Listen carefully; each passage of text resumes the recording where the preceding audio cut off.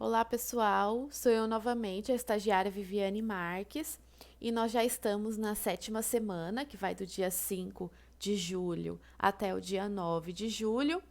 E nós vamos falar nessa aula sobre as estruturas anexas das plantas, a reprodução a partir da raiz, do caule e da folha, que seria tipos de reproduções assexuada. Nós vamos falar também sobre as sementes, a dispersão das sementes e os tipos de frutos. Nós estamos na página 114 a 117 do livro didático. Bom, nós já vimos que os estômatos, que é essa estrutura toda aqui, que possui esse poro, né, também chamado de ostíolo, e as células guardas, que são aderidos ali na epiderme, eles são pequenos poros associados a células epidérmicas especializadas. Eles ficam localizados nas partes aéreas das plantas, principalmente nas folhas, e eles são responsáveis por controlar o movimento de gases e vapor de água entre o meio externo e o mesófilo foliar, auxiliando na fotossíntese, transpiração e respiração. Já nas células guarda, que essas células grandes, elas controlam a abertura e o fechamento desse poro, desse ostíolo. Frequentemente, os estômatos eles vão estar associados às outras células epidérmicas, também chamadas de células subsidiárias. Então, as células guarda, essas duas células grandes, elas controlam esse poro por meio da água. Então, quando entra a água essas células ficam túrgidas, ocorre a abertura desse ostíolo. E quando essas células estão murchas, esse ostíolo ele se fecha. Aqui nós temos uma imagem, né, de um corte, um desenho de um corte de uma folha. Então aqui a gente tem a camada da cutícula acima da epiderme. Aqui nós temos já o mesófilo foliar, né, que é essa camada aqui adentro, abaixo da epiderme.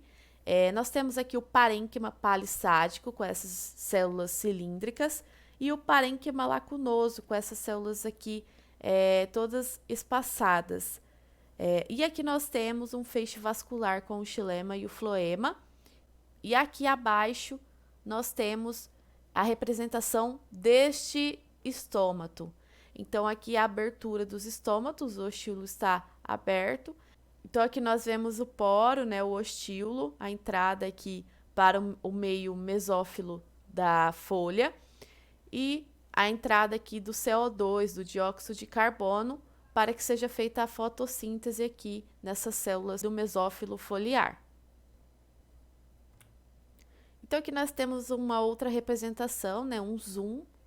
Então, aqui nós temos um estômato com o seu ostíolo aberto, com o seu poro aberto, e a entrada do CO2 quando esse poro está aberto. Quando esse poro se fecha, ele libera a água e o O2 para o meio externo. Aqui nós temos um vídeo que vai mostrar isso que nós acabamos de falar. Estes estômatos também contribuem para a regulação da entrada de dióxido de carbono. Este entra através dos estômatos e alcança os espaços aerados. O dióxido de carbono é absorvido pelas células mesófilas.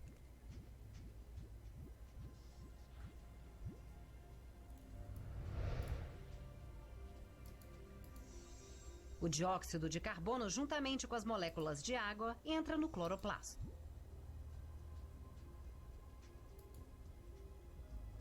Durante o processo de fotossíntese, o dióxido de carbono combina-se com a água para sintetizar alimento e liberar oxigênio. O oxigênio difunde-se para fora dos cloroplastos e, finalmente, é liberado nos espaços aerados. Em seguida, é liberado através dos estômatos.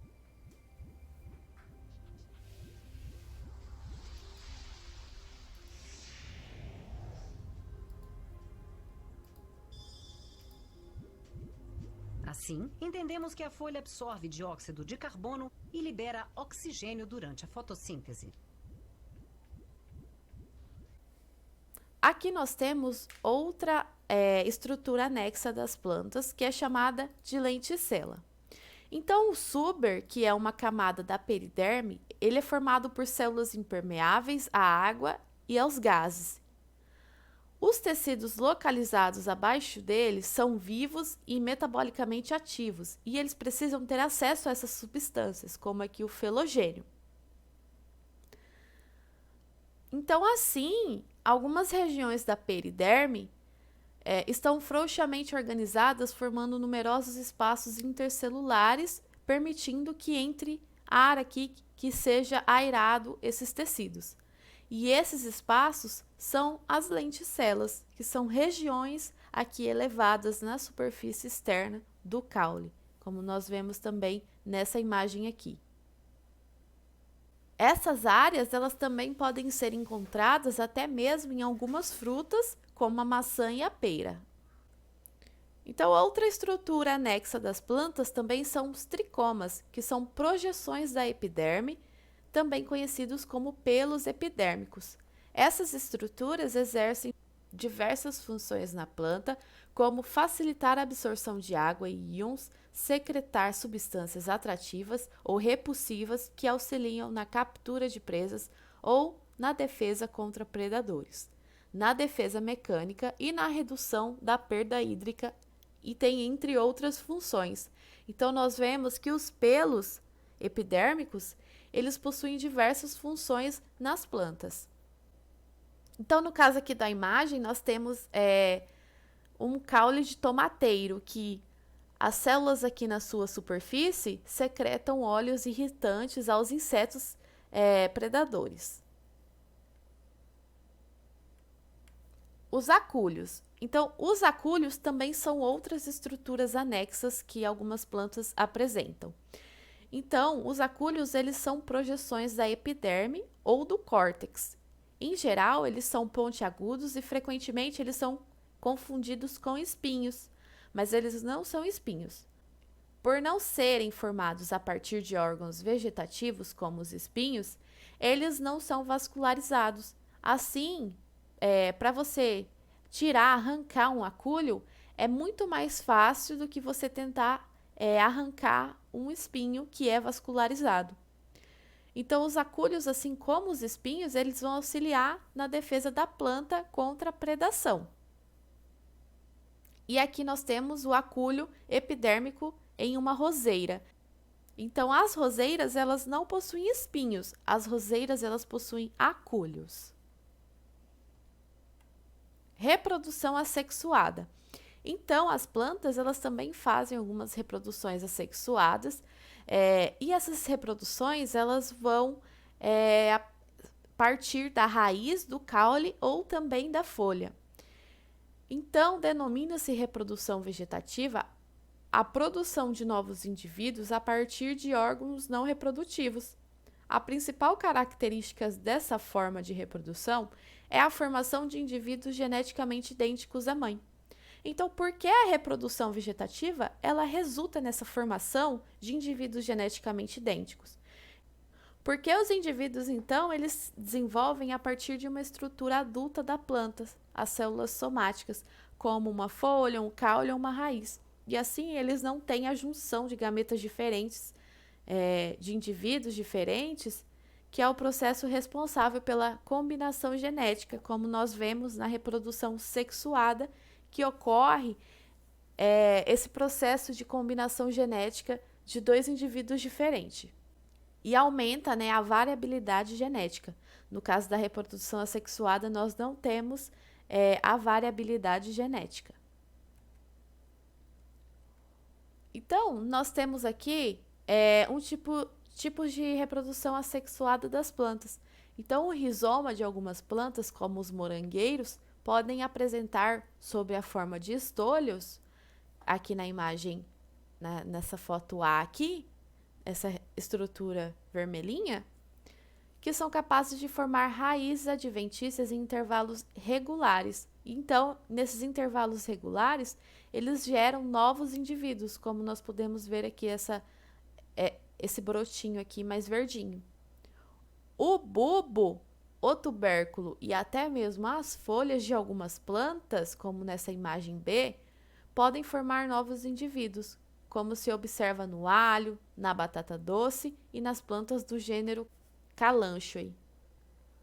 Então, as gemas que surgem em locais diferentes dos ápices caulinares e das axilas foliares, elas são chamadas de gemas adventícias. Outras formas de reprodução assexuada das plantas, foram desenvolvidas pelos seres humanos, como a enxertia, que se caracteriza pela ligação de uma gema ou de um fragmento de caule de uma planta com o caule de outra já enraizada, que é um processo encontrado muito na produção de uvas. Então, aqui a gente tem um caule enraizado e uma planta, um caule desejado, que possui ali a gema, a sua gema, e ele vai ser enxertado, ele vai ser encaixado aqui nesse caule enraizado e vai ser amarrado esse caule, e vai ser amarrado um caule no outro, e posteriormente essa planta cresce com as características do caule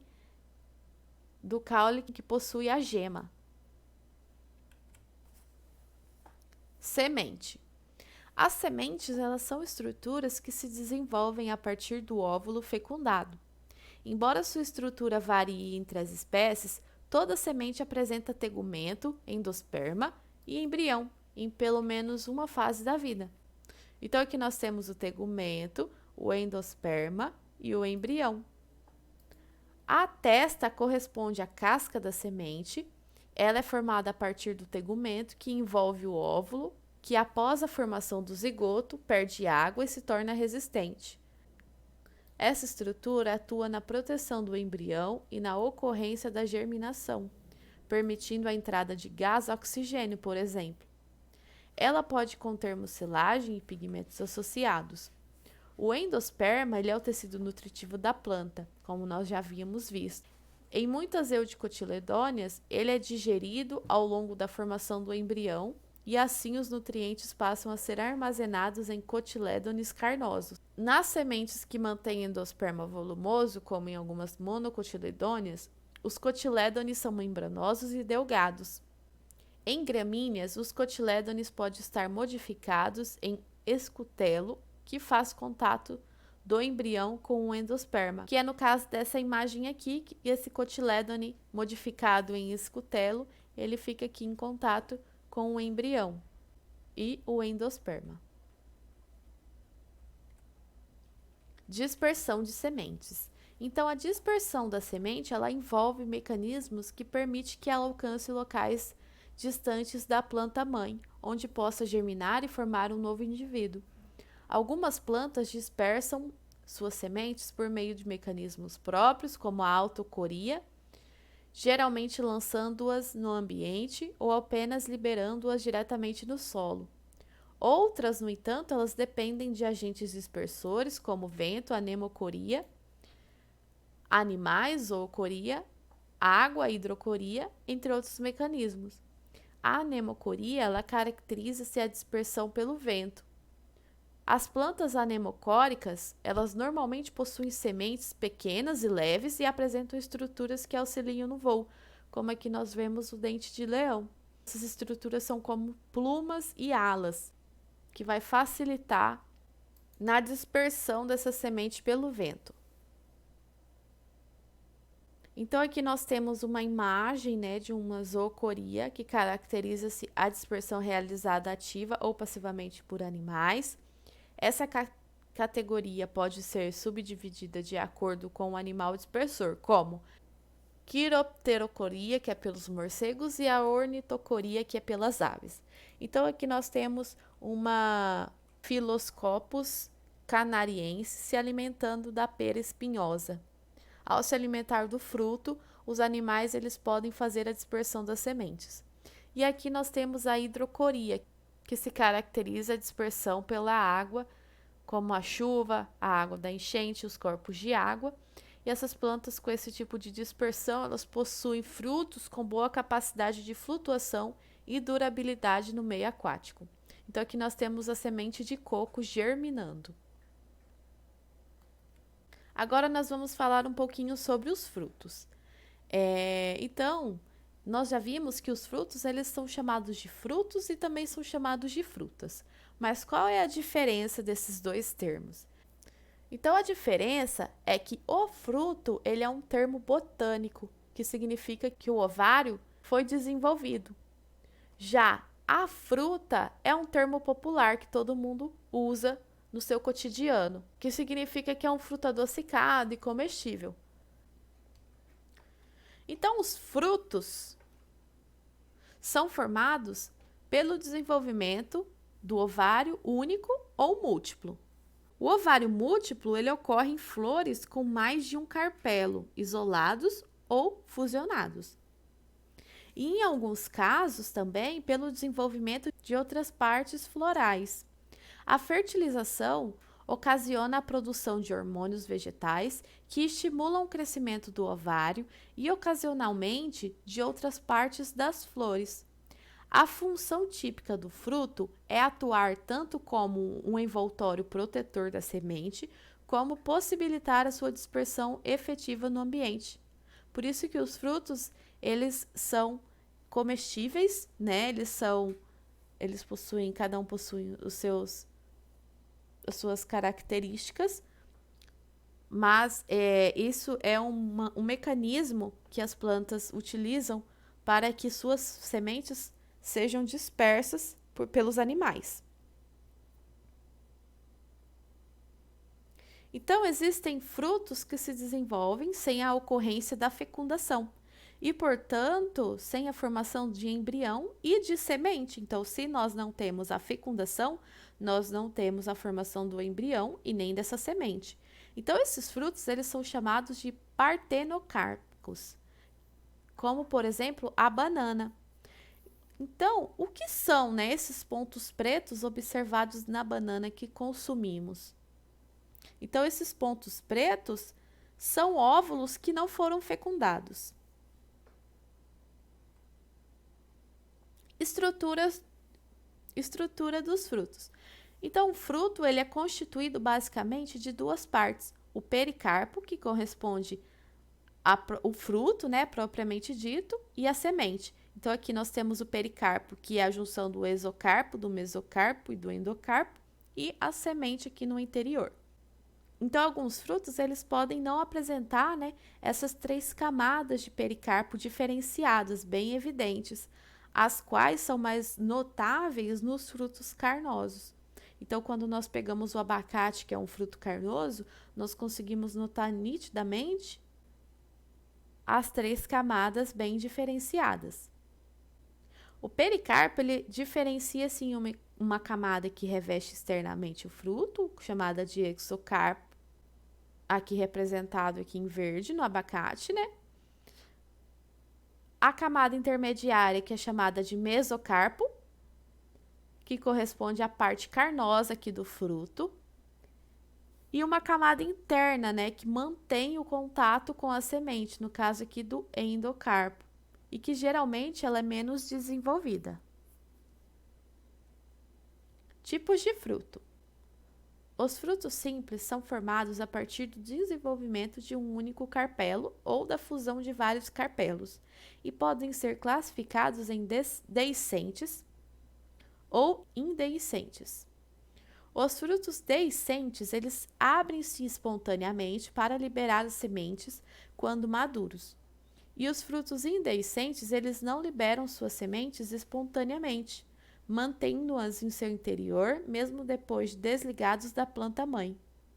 Os frutos simples também podem ser classificados de acordo com a estrutura do pericarpo, em carnosos ou secos.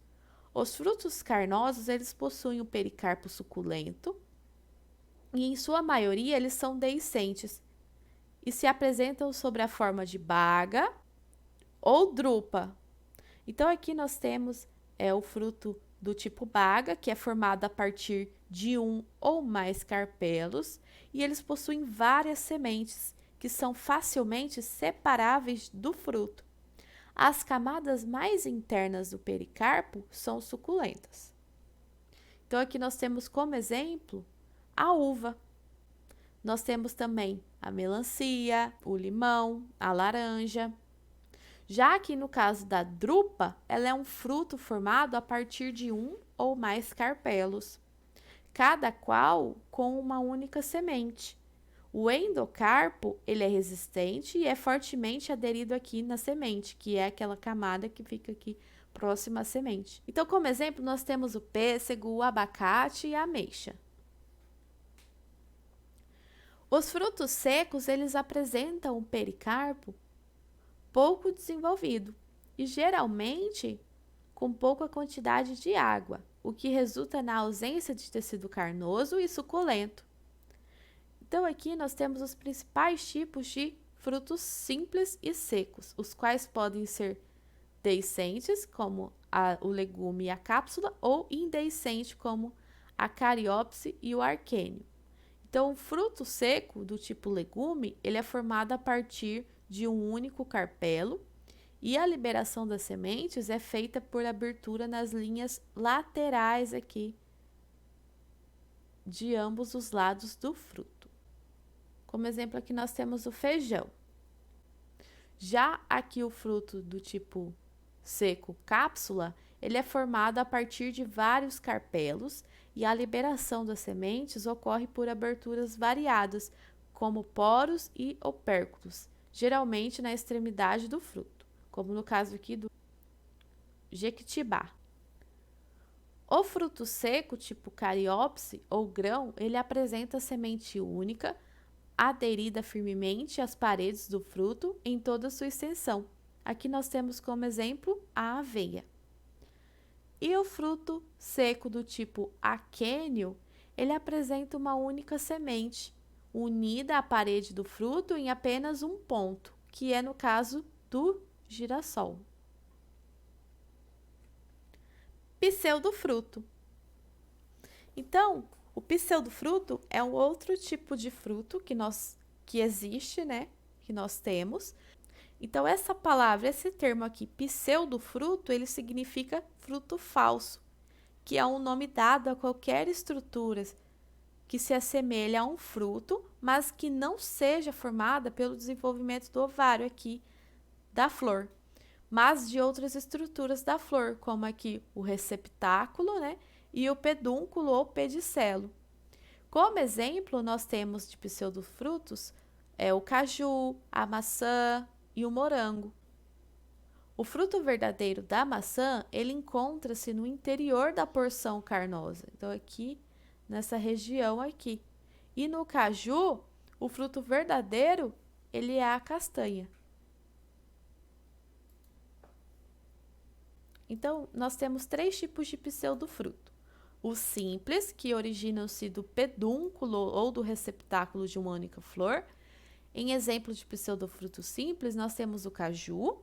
A parte comestível é originada do desenvolvimento do pedúnculo da flor, enquanto que o fruto propriamente dito é a castanha. Pseudofruto, então, do tipo composto. Então, ele origina-se do receptáculo de uma flor que apresenta vários ovários pequenos.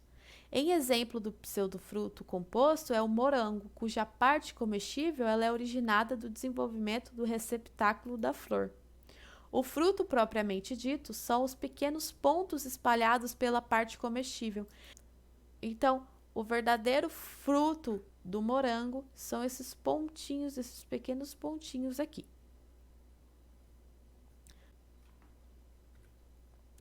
Pseudofruto do tipo múltiplos. Então, esse pseudofruto ele é chamado também de inflorescência.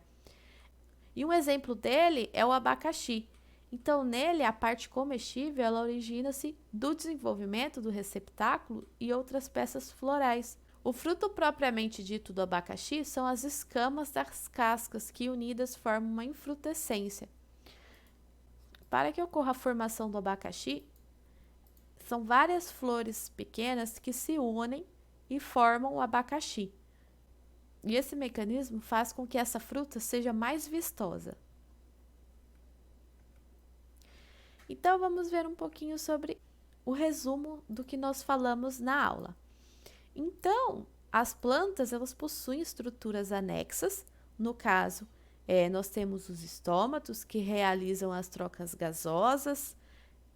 Nós temos as lenticelas, que são órgãos de arejamento. Nós temos os tricomas, que são estruturas da epiderme, que são os pelos, né, da epiderme. E os acúlios, que são projeções da epiderme que não são vascularizados, eles não são espinhos. Já o resumo da reprodução assexuada, as plantas elas podem se reproduzir assexuadamente por meio das raízes, dos caules e das folhas. No caso das raízes, nós temos os estolhões, que são aquelas raízes adventícias. No caso dos caules, nós temos a enxertia, que é um método que nós seres humanos criamos para selecionar uma planta. E no caso das folhas, algumas plantas elas produzem brotos. Lembrando que a reprodução assexuada, ela não traz, né, indivíduos com variabilidade genética, e sim indivíduos que são clones idênticos da planta-mãe. Então, vamos ver agora o resumo das sementes. Então, as sementes são estruturas do óvulo fecundado. Então, dentro da semente, nós temos o embrião, o endosperma e o tegumento, que é a casca da semente. Nas eudicotiledôneas, o endosperma ele vai ser digerido durante a formação desse embrião e depois esse embrião ele só se alimentará dos cotilédones carnosos. Já as monocotiledôneas, nos casos das gramíneas, o cotilédone ele é modificado, chamado de escutelo, que fica entre o embrião e o endosperma. Resumo das dispersões das sementes. Então, nós falamos, né, que as sementes elas possuem diferentes estratégias, dependendo do seu agente dispersor. E nós vimos também que tem plantas que possuem o mecanismo próprio de dispersão das sementes, e elas são chamadas de autocoria. Já as plantas que necessitam de um agente dispersor, o nome é modificado para cada agente. Então, no caso do vento, da dispersão pelo vento, é chamado de anemocoria, no caso dos animais, zoocoria, e no caso da água, hidrocoria. No caso dos animais, ele também muda o nome a partir de cada animal que dispersa essa semente. No caso dos morcegos, é chamado de quiropterocoria e no caso das aves, de ornitocoria. Já sobre os frutos, nós falamos que existem os frutos partenocárpicos, ou seja, são os frutos sem as sementes. No caso, nós temos como exemplo a banana.